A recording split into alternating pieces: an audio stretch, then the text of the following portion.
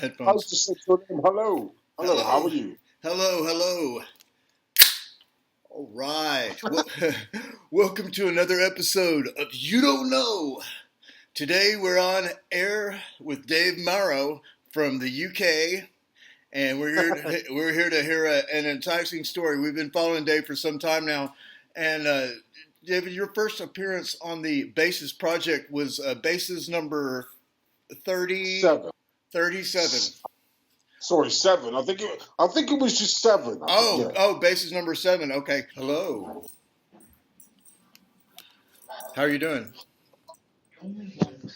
Hang on, 1 sec. Let me pause. Hang on. All right. Let me get my Hello? hat. Let me get my hat on right quick. Okay. I can't hear you very well. I said, let me put my hat on. Can you hear me better now? I mean, 1 sec. Yes, hello. Hello. Hello. Awesome. Let me put my hat on right quick. Oh, okay. Cool.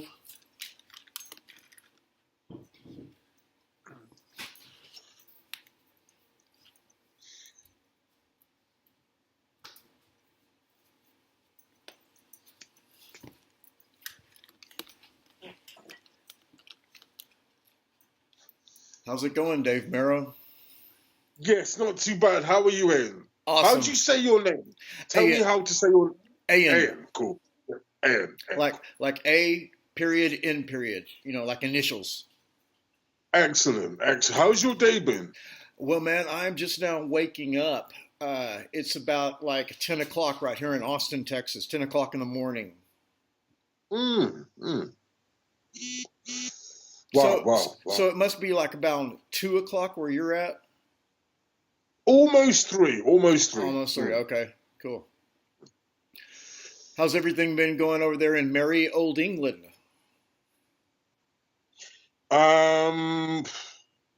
What can I say? A mixture. I don't know. I'm just glad to have a roof over my head, if you know what I mean. Yeah, I hear you. I got to interview Ole Demigard last week. Have you heard of him, Ole Demigard? No. I don't think I have. No. Okay, well, he's a researcher. He's been around for years, but he more or less focuses on the human aspect of these things, you know. So, you and me, we kind of focus on some of the more arcane, or secret aspects of this stuff. Yeah. What can I say? I've got a roof over my head. I've got a bottle of mineral water. I had a couple of beers earlier. I had a nice plate of food. As far as it goes, compared to how things have been, it's okay. Yeah. I've had a few assassination attempts on me and stuff, and bits and pieces here, but nothing too bad. No. Do you think that these assassination attempts were a result of your various appearances on the Bases project and your other interviews? I think it's to do with stuff that I've witnessed. Some that I didn't talk about, and some that people are worried that I would talk about, and some things I have talked about. A combination, I think. Right. Just, let's say that the things that you have not spoken of, let's not, go into that right now, but just to some of the stuff that you have gone over that's in the public domain, so to speak. What are some of the key aspects that would want them to, that you have revealed that would want them to eliminate you? Yeah, the movement of a lot of these Russian spies that have been popping up, get these globalists, these sort of rogue scientists. I ended up punching some guy who was involved in trying to develop a bioweapon to eliminate certain bloodlines and certain how should I put it, certain races. So isolating certain different patenting that kind of stuff. So I said, what do you think you're doing? You can't just synthesize weapons to take out, people you don't like just because you don't like them. Right, yeah. That's not that's not very nice. No, it's not very nice. No, and as a result, I've had a bit of hassle from that, but I have no regrets. As I was like, people do science. If it's for medicine, if it's for helping people that have lost their sight, or you understand what I mean. At the end of the day, that's important work, but not what this guy was up to. No, he was up to some bad business. Yeah. Right. So it sounds like you might have gotten in a little bit of trouble for that, which is ironic, seeing that he's out here trying to kill people, and yet they're getting you in trouble just for, I guess, punching him in the eye or something. I mean, that's ridiculous. Well, yeah. I just, I gave him a bit of a grilling. I said, "What do you think you're doing?" Went into some detail, found out a few things about the guy. And I was just like, look, you're not just experimenting on biochemical weaponry. You're abusing children. You're a rapist. He got arrested on an allegation of rape as well. The guy was just, spiraling out of control. And so, yeah, I had to bring it to his attention. And I said, look, I'm not some gung-ho superhero trying to, up on my profile, but what you're doing is stupid. Yeah. Man. Yeah. Well, obviously, David, you're a man of a great stature, and you seem to be bristling with power and energy. But what are some of the more enhanced aspects of let's talk about only just your physical abilities? I mean, I know my reflexes have been quite high. It wasn't until later on I discovered certain abnormalities, like muscles going from one size to another, people witnessing my body weight changing within seconds, days, different things going on. I didn't realize that I could kick as high as I could. I used to be a break dancer. Something happened, but then my strength came back all of a sudden. So there's been a few things. I didn't realize that I was able to access local technologies without computers, able to tap into certain devices. I don't use that ability willy-nilly, as they say, but yeah, what can I say? I'm able to communicate with animals, and they actually respond verbally as well as psychologically. I even found myself lowering my heart rate to the point I could fall asleep whilst not even breathing, barely breathing whatsoever. Breathed underwater on one occasion, but I'm not sure what that was, something else. But I mean, this is not my work. This is stuff that over the years, these experiments have been going on. I believe that I was administered with a serum, Hulk serum or something, but it was only adding to something that was already there. So yeah, I mean, there's a lot of people that have been through these projects, and I don't call myself unique by any means. I mean, my first experience of possibly wondering why I was able to do things that maybe I'd not seen before. I was playing rugby. I was about the age of 14, 15.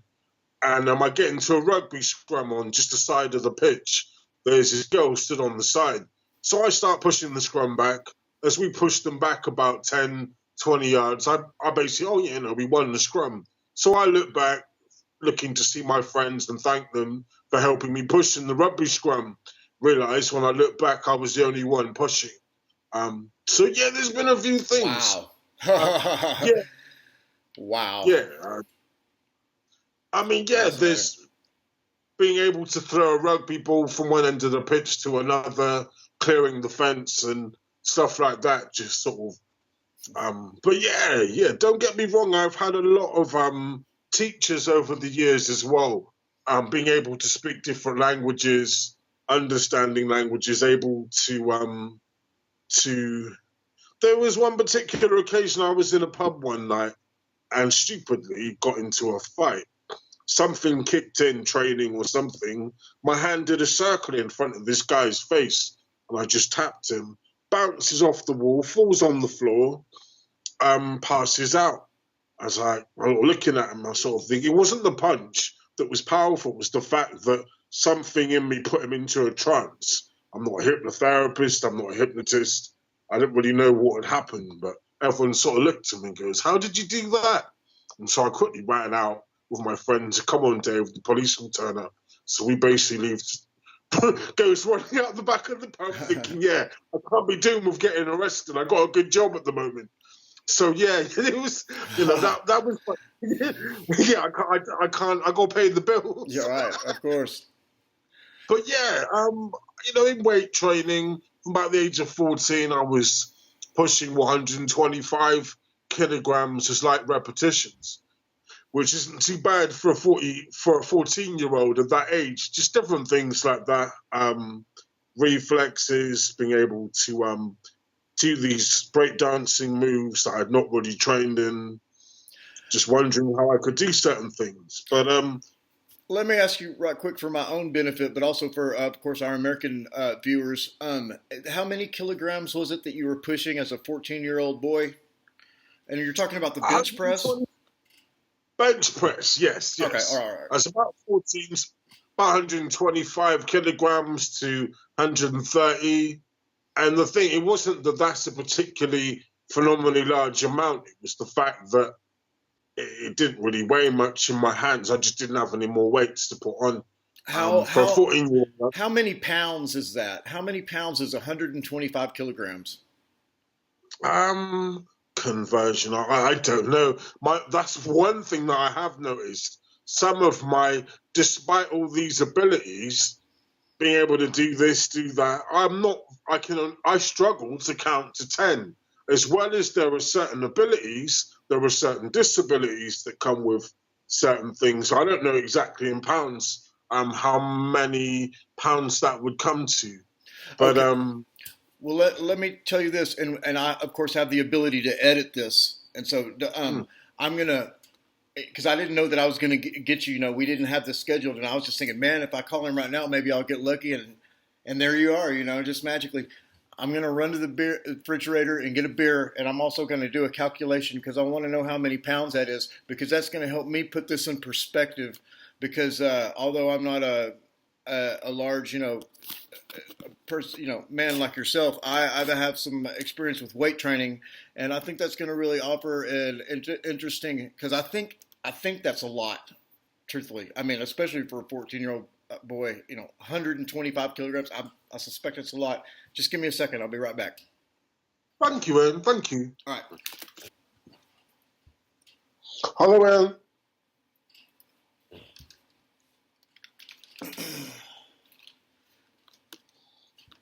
All right. I can hear you. Will you say something? I think I can hear you now with my headphones. I was just saying your name. Hello. Hello. How are you? Hello. All right. Welcome to another episode of You Don't Know. Today we're on air with Dave Marrow from the UK, and we're here to hear an enticing story. We've been following Dave for some time now, and David, your first appearance on the Bases Project was Bases number 37. Sorry, 7. I think it was just 7. Bases number 7. Okay. Now, and then that was, of course, years ago, but you recently did a follow-up interview with Miles Johnston. Is that right? Yes, that was, I think it was Bases 7 Part 1. I think, I'm not entirely sure, but yeah, there was a follow-up to that. Yes. That was about a month or two ago, was it now? Or yeah, it seems like it was about 4 or 5 weeks ago. And so, the listeners, if they want to, follow up on any of your, background information, they can, go revisit those videos but we may touch on some of those same subjects. But I don't think it'll be repetitive for anyone, because a lot of times it sheds different lights when we have relived these experiences, so to speak. Yes, yeah. Thank you for contacting me. That's awesome. Yeah. I came to know about you. Well, I had seen you on the Basis Project and everything, but it just so happens that Dave and I are in a couple of different little groups, little threads where we share information with other experiencers and authors and researchers and stuff like that. And so we've got to know one another just a little bit. And Dave, you don't. There's been people. Some people call you. I'm not saying that you call yourself this, but some people give you the moniker or the title of the super soldier. Yes. And so, what's behind that? The other phrase I would use, which is also used by someone else that I've known for a while, the phrase clone warrior. Cloned from different donors. So there'll be various different characteristics from DNA from a vast array of gene pools to make a efficient soldier. I was initially installed as a Montauk assassin, though due to bouts of insanity around 1998 to 1990, I was deemed for a certain period of time unfit for duty. On my files that were uncovered, it was that there was a particular situation where, I basically lost the plot and did it well. Nothing using weapons, but I turned on some people that maybe I shouldn't have turned on, and everyone knew it's because I'd become unstable. I'd seen a few things. There was an explosion that I'd witnessed that I developed something similar to what is known as shell shock, and the after effects of that did cause what they call psychosis for a period of time. There was another situation that led me to further debilitation, but due to a very kind couple of people that intervened, I was rebuilt, restored. I was diagnosed with borderline personality disorder around 2012, 2013, which backed up saying, unfortunately, lovely guy, good at what he does, good abilities, but his brain malfunctions at times, yes, Right. due to excess trauma. So I'm not afraid to admit that I do re-experience things that at times causes distortions. My awareness of that takes a lot of calmness, medication to maintain that balance, so that not because I'm dangerous or a threat to anyone, but just so that I'm able to how should I put it, maintain friendships and in society. I mean, I've been put in hospital. I've been locked up before, not because of violent reasons, but for my own safety and for the protection of, trying to understand more about the symptomology of some of my traumas. So they do use hospitalization, but due to my cooperation for years, they realized I was able to undergo these processes voluntarily, so they could, therapists, people like that, could conduct their work without any restraint or injecting. So I mean, I was, I'm not one of these people that, because of my views or beliefs, believes that all doctors and nurses are out to get you, because they're not. A lot of them generally are trying to make, the people's lives a better way, a healthier, active. You understand anyway, Right. But yeah. So I mean, what I hear you saying is that some of these conditions and stuff are real, but they were still, in other words, but they were still brought about by the trauma. Yeah. Right. So there's whoever, whatever forces are behind this, they've really got a lot of culpability. In other words, it's just, is there any repressed memories? Are some of these traumas somehow erased from your memory? I was diagnosed with amnesia around 2006, 2005, 2007. There was various attempts to make timelines to try and map out where certain events had happened, certain changes, certain events through my life. I was diagnosed by a doctor. A guy when I was in hospital said, "David, you've got amnesia, and there seems to be, you clearly can't remember a vast amount of what we would have hoped that you would remember." Pieces of the puzzle have come back. I will say that memory retrieval for a number of years was unsuccessful.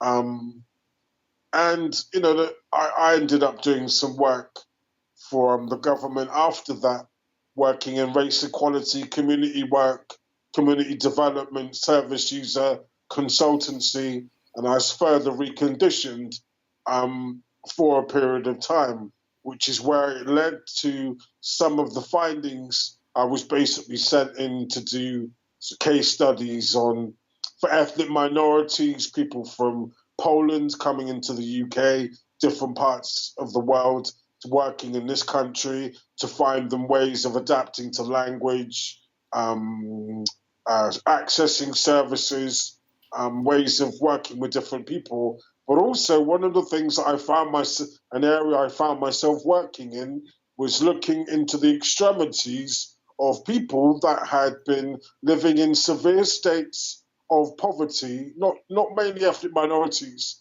within mental health, which is where they found one of the first outbreaks of swine flu in the community that I was working in. This guy was linked to certain, what I call bad scientists. These threads kept sort of coming to the forefront.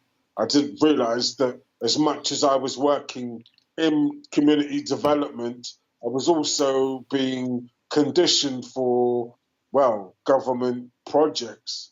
Once again, proven that despite borderline symptomology, that the accuracy of some of my, how should I put it, senses was able to detect and understand certain abnormalities within certain behaviors that may be deemed a threat to the public, society. It was, despite conspiracy theories and the inequalities that go on within the world, we all have to pay the bills, we have to continue our education, further our, position within how we're living. But at the same time, it was a very interesting time of my life. These experiences that led to certain traumas, having amnesia, yes, I was subjected to a very severe beating at one point. I was shot and stabbed and, beaten about, again, thrown in a river.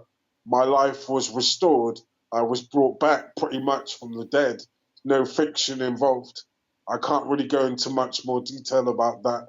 But again, recently, after training and exercising, reconditioning, deconditioning, proven that my strength has come back again, my abilities are realigning, and I'm becoming back to how I was as an older man. So, there's faith, there's hope in there. Obviously, finding God, Jesus, not everyone believes, not everyone is, that's not the point of the conversation, obviously.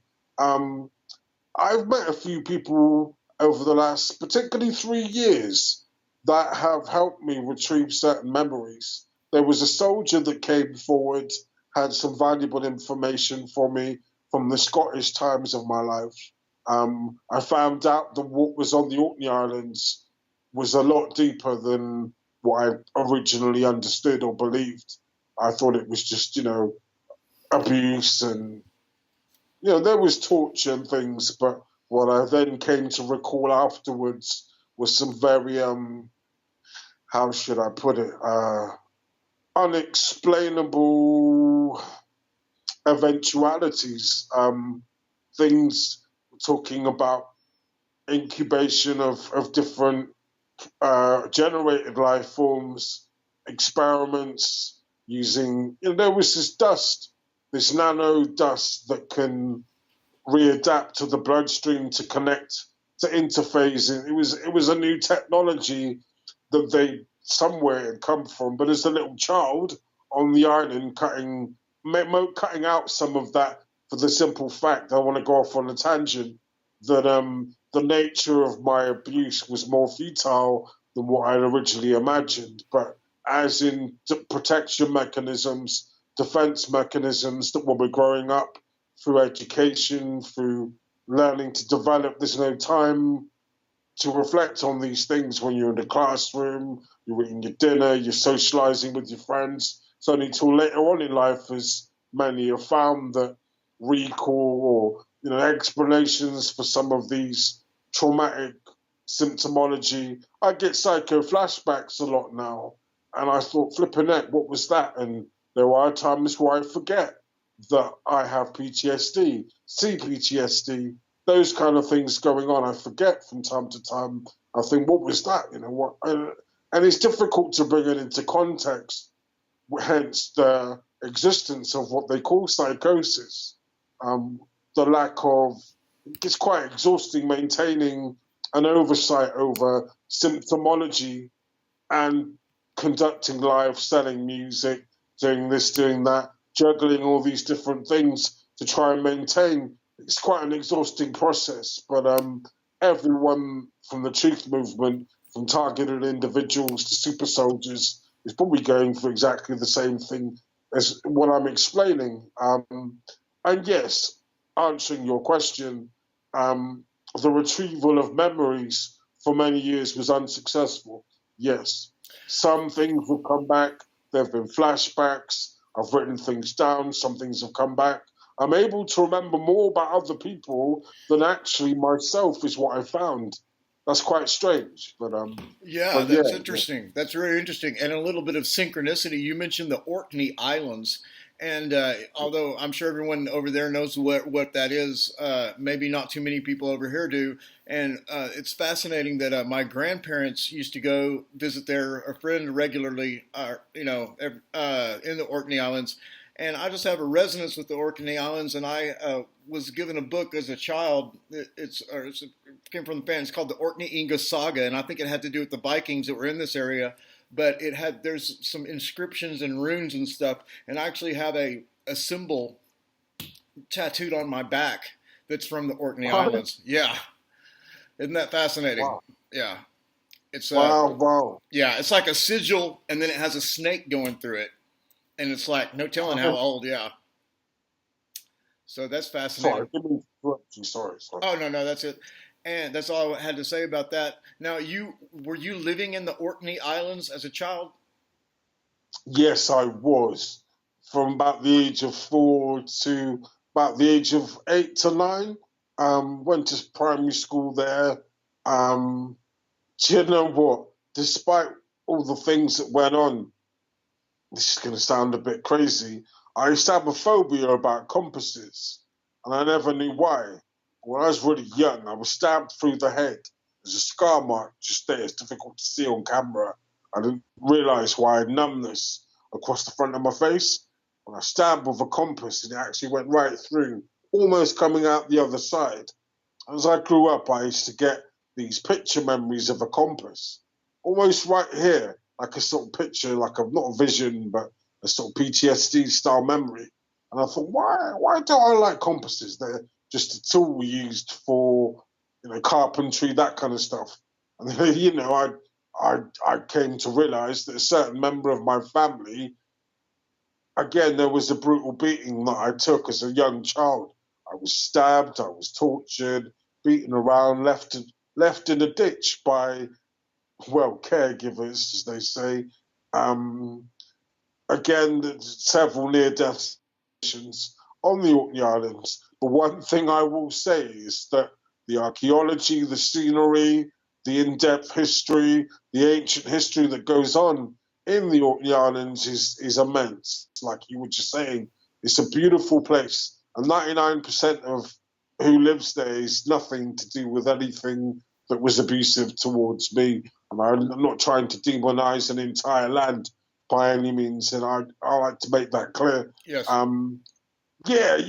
Again, it's one of those places that even one of my abusers said, yes, it is a mystical land of that people do get carried away at times. which is that is good carried away into the essence and wonder of what's around you, but others, again, misled by the mysticism of losing their minds. There are things there that I wouldn't even talk about, things that I've seen that I can't account for seeing anywhere else. But, again, another conversation, maybe touch on some of that later, I don't know. Right. But a beautiful place, though, a very beautiful place. Well, a lot of these power centers in the world are energy places where they're just the geomantic vortices or whatever it is that makes these places powerful. Of course, it attracts good people and it also attracts bad people. So yes. You have that dichotomy going on. So that's not surprising that you would report that. Yes. They were good members of my family. There's a woman who I'm not sure if she remembers much, but very well documented lady, a woman called Kathy O'Brien. Yes, I know exactly who you're talking about. I can remember her from very young on, coming to visit me, meeting with her, speaking with her. I'm not sure if she remembers me. I'm not sure if she does. And, she's just getting a lot older now. And maybe, it's not fair for me to divulge in too much of that. But, and then hearing her story and Bryce Taylor's story, another woman who I've got very small memories of and heard. She actually, in one of my memories, told me not to dig too deep into certain areas. And I actually thought, yeah, thank you. That's a very valuable point. I'm not sure if Kathy remembers me. She actually trained me in certain, not just how to fire rifles, but martial arts. She'd use a pendulum, and in that pendulum, she'd train me to induce optical changes. Like, she'd show me how to access tunnel vision, different types of acuity. As she mentions in some of her videos, I don't think she remembers showing me this training, but she was very helpful in terms of survival and training, but I'm not sure of how aware of what she was doing she was, or who she was made to work for. She was at my adoption also. Yes. I won't go into that any further, but it was an interesting to have a recall of a lady like her, and then hearing her testimony, I thought that was quite powerful. But I'm not slagging her off or saying that she was an abusive member of my life, because I don't think she played any vicious part in any of it. Yeah. Mm-hmm. So. Well, let me try to clarify this. Because I'm getting a sense that her work with you was before she was able to break away from this system that she broke away from right when she wrote her book and stuff. Yes, that's very true. So she was still either consciously or subconsciously, but she was working for the controllers or whatever this group of people is when she worked with you. Yes, yeah. Highly advanced, delicate lady in various areas. I can see why whoever in power that was using her in whatever way, I can see why they wanted her. Very gifted lady, very gifted, yeah. Yes. We see that some of these monarch assets who, have testimony of, maybe they've been sexually abused or used as presidential models and stuff like that. It's also a lot of other abilities that they have, psychic abilities and stuff like this that, they're maybe being used for spying. There's just or training other up and coming people. That it's more than just sex. Yes, well, I mean, there was interactions, but I don't think she was aware of much of it. But right. What I will say is that after hearing her story and remembering her at my adoption, and another lady called Susie, who I know, remembers MKULTRA, documentations being discussed at my adoption. And also, Kathy O'Brien was there with a guy called Theo. Now, that all went up to the High Court, and she ended up working in office at the White House, Kathy, for a small amount of time. Now, recently, I had memory recall of a beating that I took under hypnosis, and then an apology given to me by a woman that, well, I won't say who she is, but she broke down into tears, which is almost unheard of for a White House representative, and to apologize for the experiments that were done. Kathy also received an apology as well. So that's been quite interesting, very interesting stuff.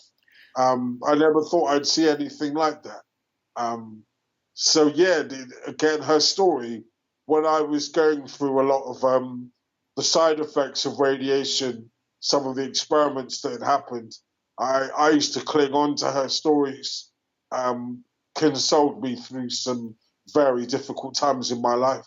She was a backbone to my recovery. So whatever bad things ever took place, she made up for it in other ways that I thank her for, and Bryce Taylor and several other people.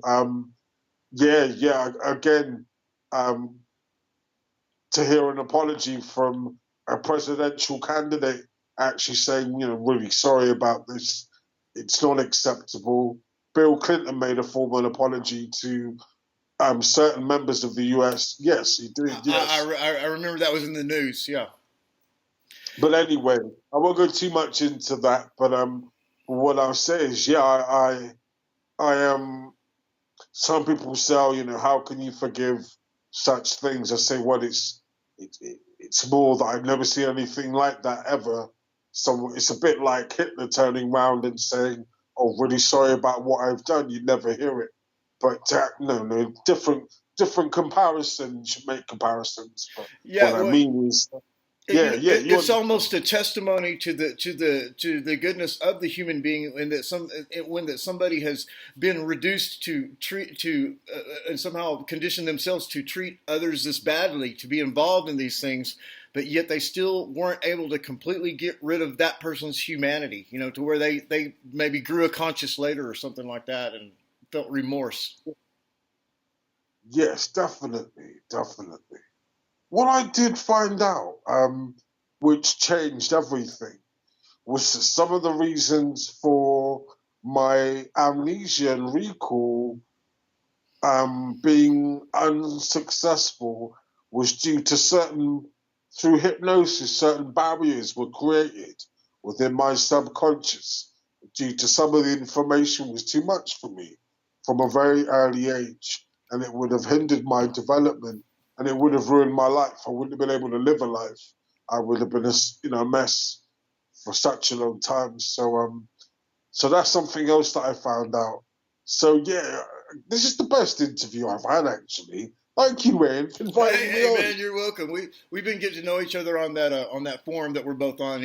I won't mention the name of it, but of course, KJ Scoop. She's somebody that we got a lot of respect for, and so yeah, I've been fascinated by your story, and I wanted to do this interview with you a month ago, but I was having problems with my system, and so I'm glad we're able to connect now. Sorry, interrupted you. Sorry. No, I'm just saying I'm glad that we were able to connect now. Yes, yeah. So, I mean, this is really helpful, actually. You've helped me clarify a few things as well. And it's good to summarize and talk about things to actually see the progress rather than some of the negativity that can be, can be a bit much at times trying to understand.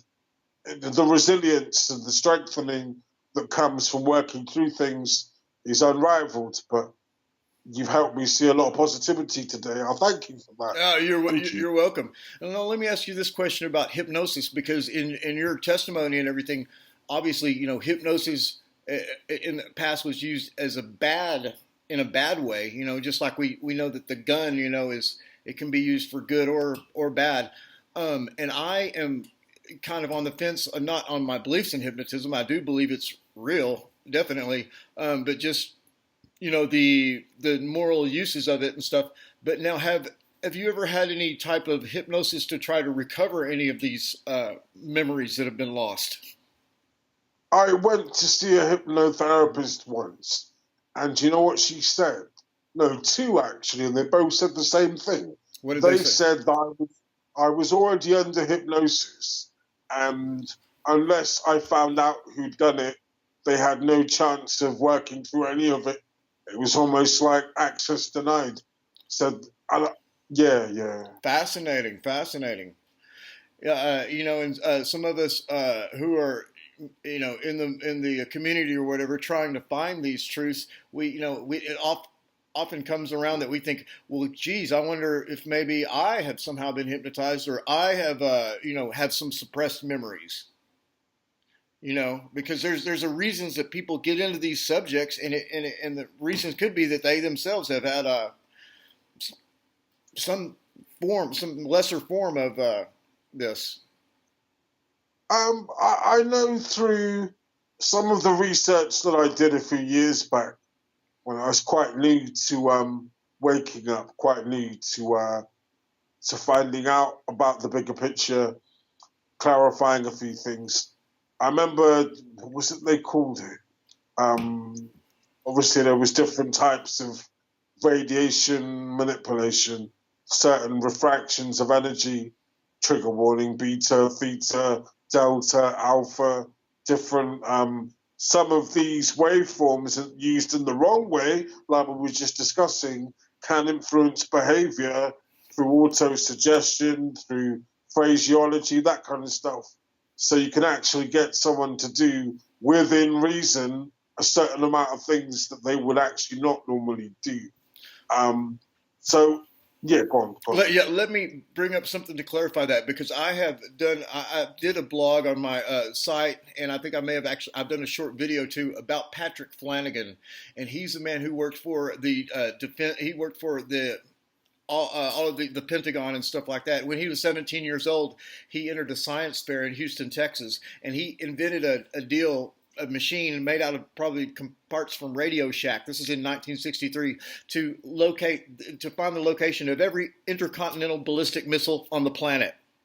And so he collected all the data and collated it and everything, and that's how he won the contest. Well, the next Monday, the Pentagon was on the phone with him, but he, throughout his life and everything, and there's a thing called, one of his friends, there's a thing called the Lilly wave, and these waves, yes, there's no more debate about whether there's such thing as a mind control, because it's been proven without a doubt that by inducing waves and other things, electromagnetic, pulses and stuff in people, the mind can be influenced at the very least. Yes, not completely.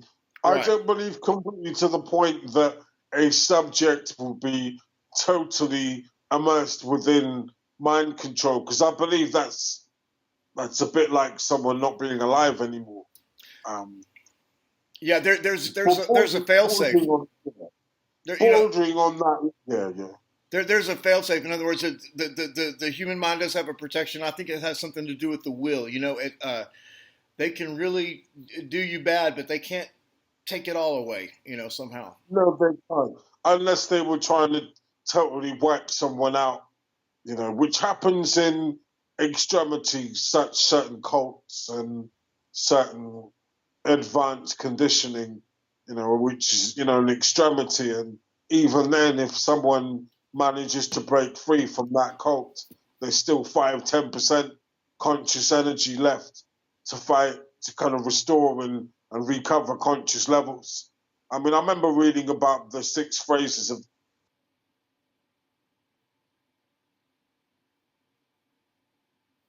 Okay, Dave, I don't know if you can hear me right now. Your picture has frozen on me. And so, I